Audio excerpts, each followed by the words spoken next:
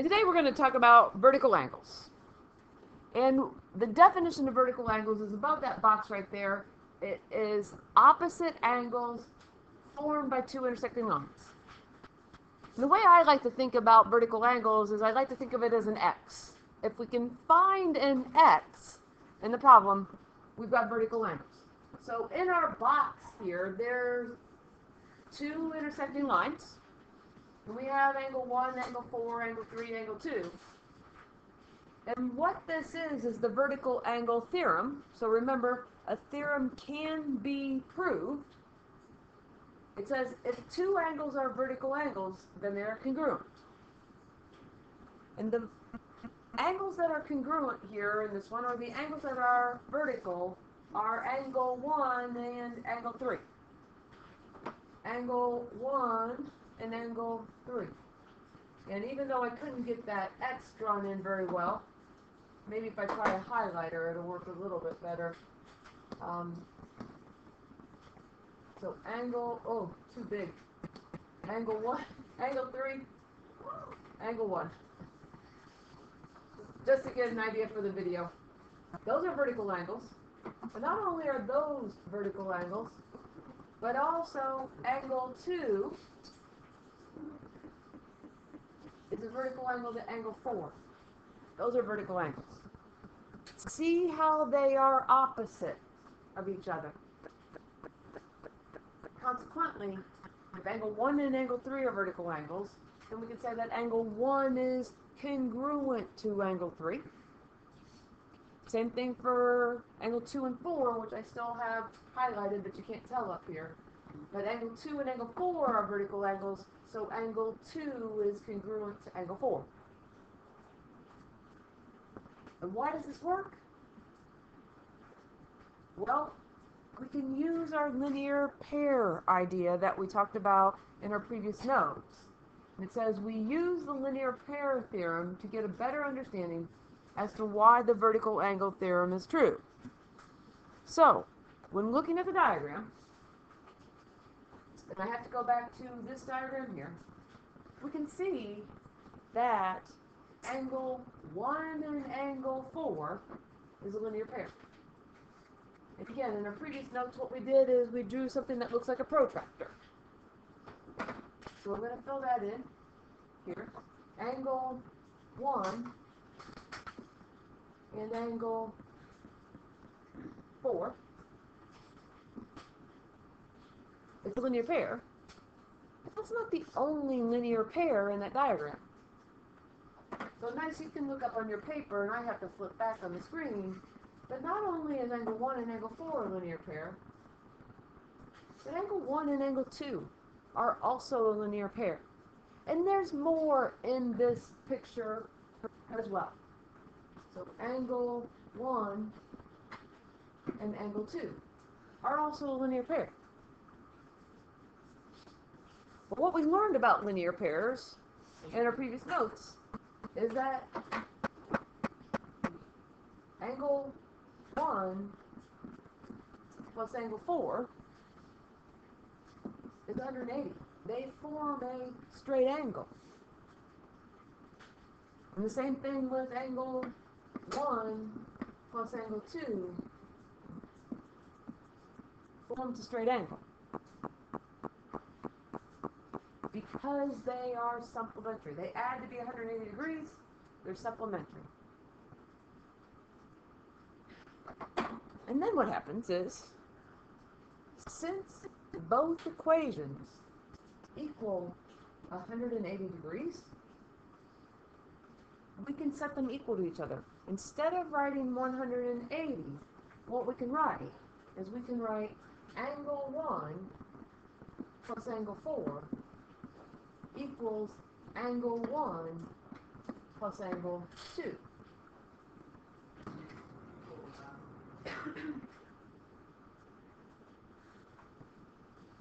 But what happens now is that we've got an angle 1 on the left side of the equation. We have an angle 1 on the right side of the equation. It says, notice that each side of the new equation has an angle 1.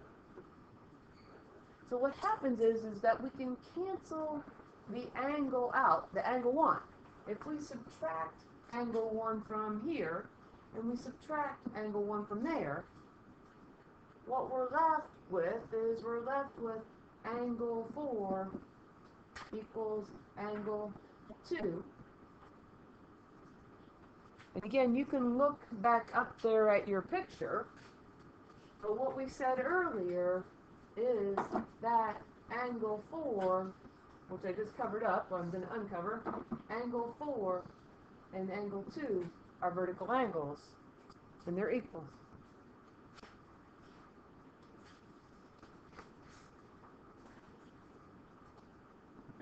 If we look at this picture here, in the diagram, below or beside here, the measure of angle NOP,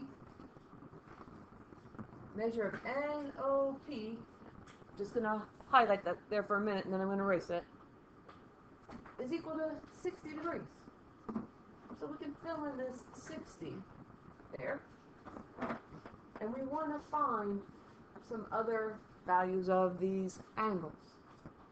The next one that we're looking for is we're looking for angle SOR. SOR. Well, if you're paying really close attention, hopefully what you notice is that this is angle 60 that we just wrote in blue, and it forms an X here, so this is also 60 degrees. They're opposite angles, also known as vertical angles. So this is 60 degrees. We want to know what angle POQ is. Well, angle POQ is here. And if we look very closely, if we take this angle plus that angle plus the value that we don't know, we can figure out what angle POQ equals. What I'm going to use is I'm going to use an A in there for angle. But if we take, let me label here, POQ. So we're going to take the 62 degrees, which was written in there for us, plus the 60 degrees that we found, that we were given. And now I'm going to say A for angle. We are missing a value over there to the right. But what do those three angles add up to be? 180 degrees. And once we know that, we can solve this and figure out what the measure of angle POQ equals. So 62 plus 60 is 122, plus A equals 180. And then we can subtract 122 from both sides. We're going to end up with A equals, and 180 minus 122 gives us 58.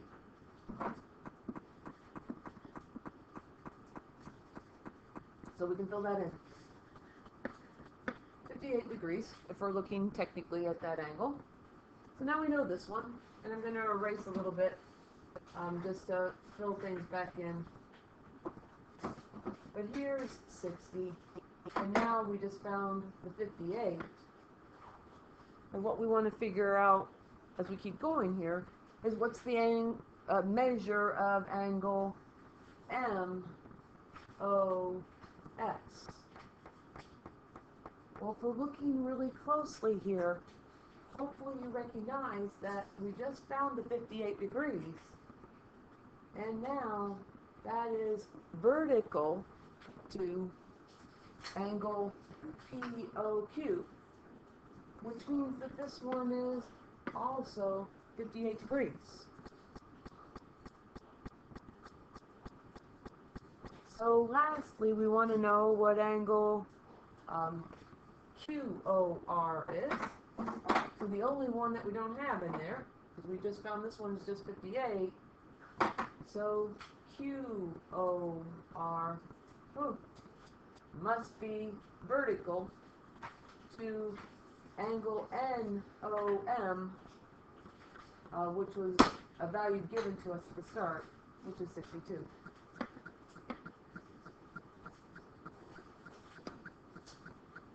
Again, vertical angles, opposite angles. I look for an X when I see a vertical angle. So on both of these diagrams on example 2, hopefully we see an X. And it says in each of the following diagrams, find the value of X. Go over here in part A. 2X plus 50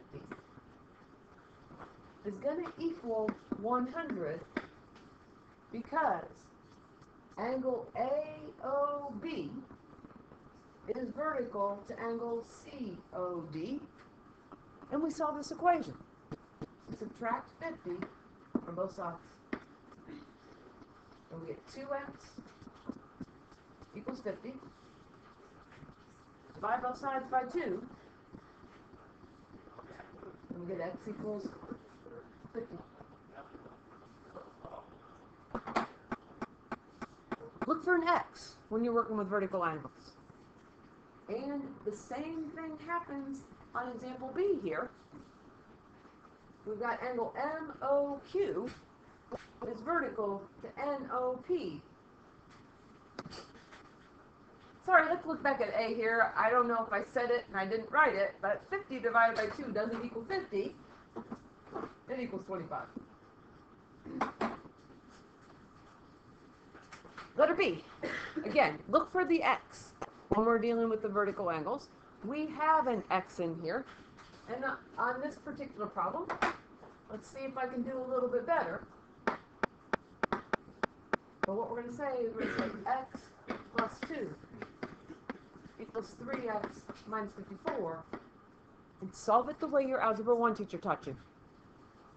So what we're going to do, and just a reminder here that that's a 1, I'm going to move my letter to the left.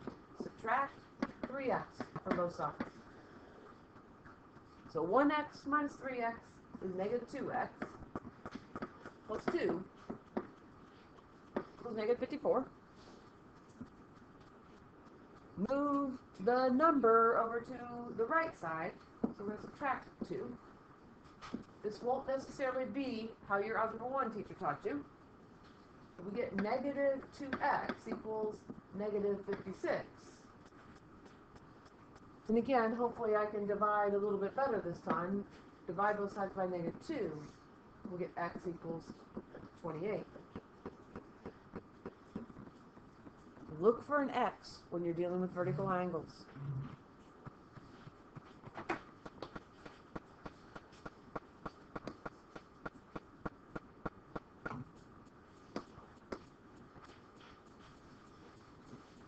Number 3. Using the diagram below, find the value of the missing variables. I think my diagram is just a slight bit off. And it may just be the picture that we captured off online. But right now, we can identify the fact that x equals 55. Again, notice that we have an x, which indicates the vertical angles. Vertical angles have equal values, congruent values. And we've got 2 tick marks over here to the left, but I think that's just what they use to denote maybe a different value to have us solve for x. So they didn't want to give it away. So 55 equals x. There's the opposite angles, the vertical angles. But once we know that, we can use our idea of linear pair from our previous notes to do the rest of this problem. Because what we want to know is we also want to know, well, how much does y equal? And if we take the 55 degrees that's given to us and we add it to y, those 2 values, even though my board is a little bit disoriented, are going to form that protractor. And as we know, in the protractor we have 180 degrees. And we can solve for y by subtracting 55 from both sides. And if we need to, we pull out our calculator We say 180 minus 55, which gives us 125.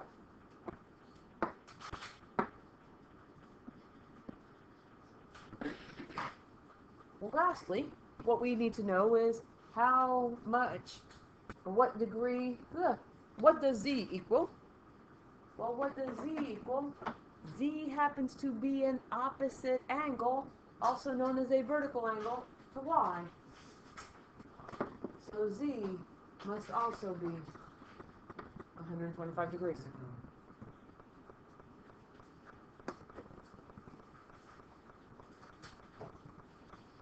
Problem number 4, on our paper, it says the measure of angle 1 is 3x minus 8, the measure of angle 2 is 4y plus 4, and then the measure of angle 3 is 2x plus 12. I need to fix that up here for mine. So there's the 12. And we want to find the value of x and y. So now that I have my problem corrected here, we can do the remaining parts of it. Measure of angle 1 is 3x minus 8. Measure of angle 2 is 4y plus 14. And the measure of angle 3 is 2x plus 12. So if we can identify the vertical angles, because this picture it looks like an X, and then we can get our opposite angles. And I can't read my writing very well, but what I do know is the measure of angle 1 is 3x minus 8, and it is congruent to the measure of angle 3, because the value of 2x plus 12, because those are vertical angles. They're opposite angles. And again, solve the way your algebra teacher taught you. So we're going to subtract 2x from both sides, and we get x minus 8 equals 12. Well, now that we've moved our letter to the left, let's move our 8 to the right by adding 8 to both sides. And we get x equals 20.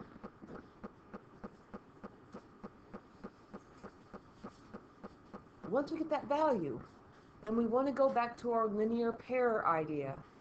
And our linear pairs say that the angles are supplementary. They add to be 180 degrees. And so it doesn't matter which one we take. But I simply said this plus this is going to equal 180 degrees. And we already know what x equals. Not the only way to do that problem, but 4y plus 14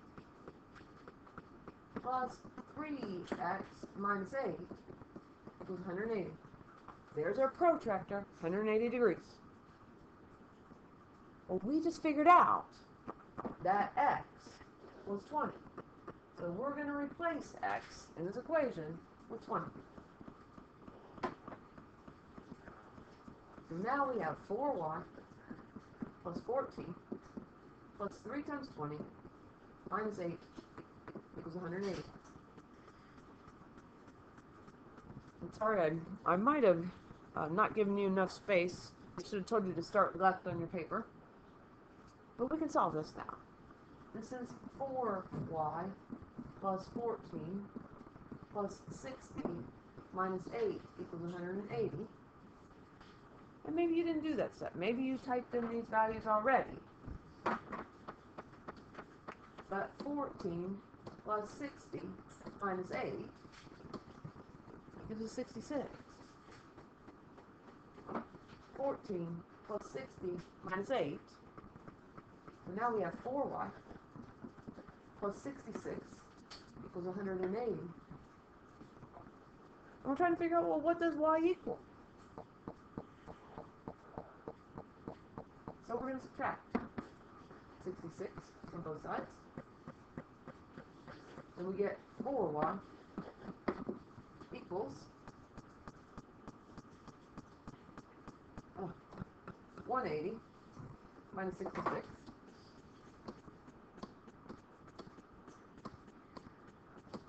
Which is 114. And lastly, we can divide both sides by 4.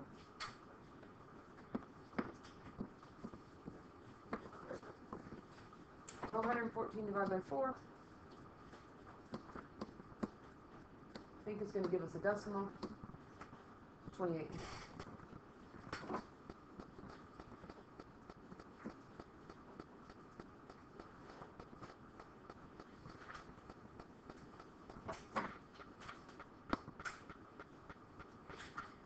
We just realized that the problem on our paper is 4y plus 4, not 4y plus 14.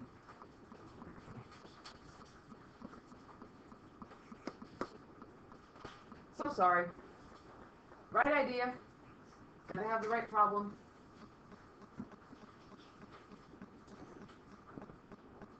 And if we get the correct problem in here, then it's 4y plus 4 in here. So when we set this up, it's 4y plus 4 plus 3x minus 8 equals 180. And I flipped colors here, but let's put the 20 back in for the x that we found. So we have 4y plus 4 plus 3 times 20 minus 8 equals 180. So it's 4y plus 4 plus 60 minus 8 equals 180.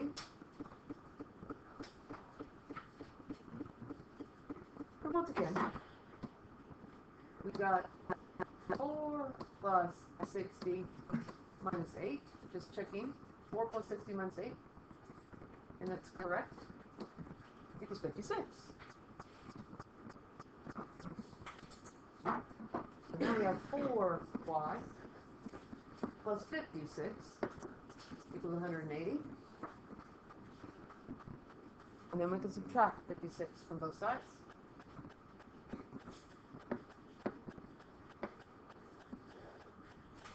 So we end up with 4y equals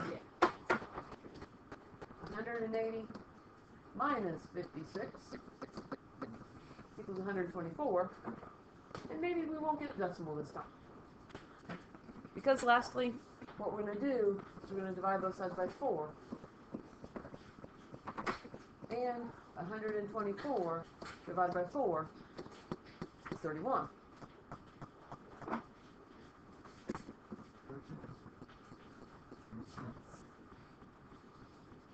So lastly, again, the whole idea behind our notes here, now that we have problem number 4 corrected, is vertical angles. But we talked about some other angles in our previous notes, and we need to still be familiar with those. And this picture didn't show up very well on your paper, so maybe you can see it better here. But in our previous notes, we talked about adjacent angles. And the way I can describe adjacent angles, once again, is they're angles that are side by side. If you want to get technical with the definition is they share a common side and they have a common vertex. But the pair of adjacent angles that I used, and this is my answer, just because it's not the same as yours doesn't mean that you're wrong. But I said angle AOE, and I said angle COE. They share a common side, and they have a common vertex. Again, angle AOE and angle COE. Remember, the O in the middle indicates the vertex. We want to list a pair of linear pair angles. Well, linear pairs, they're adjacent angles, but they also have to sum to be 180 degrees. So in this case, what I'm looking at is I'm looking at wrong color. AOD along with BOD. And here's our protractor, right there. Angle